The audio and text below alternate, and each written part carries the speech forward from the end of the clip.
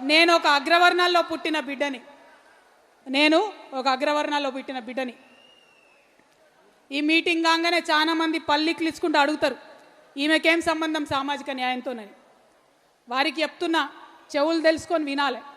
నేను ఒక అగ్రవర్ణాల్లో పుట్టిన బిడ్డని గర్వంగా చెప్తా ఉన్నా. ఎందుకంటే నా పుట్టుక నా చేతిలో లేదు. ఎవరి పుట్టుక మీద వాళ్ళ గర్వం ఉండాల్సిందే. కానీ కానీ కానీ ఎట్లా జీవించాలో, ఎట్లా పనిచేయాలో, ఎవరి కోసం పనిచేయాలో, ఏ విధానంతో పనిచేయాలో అది నా చేతిలో ఉంది. అది నా చేతిలోనే ఉంది.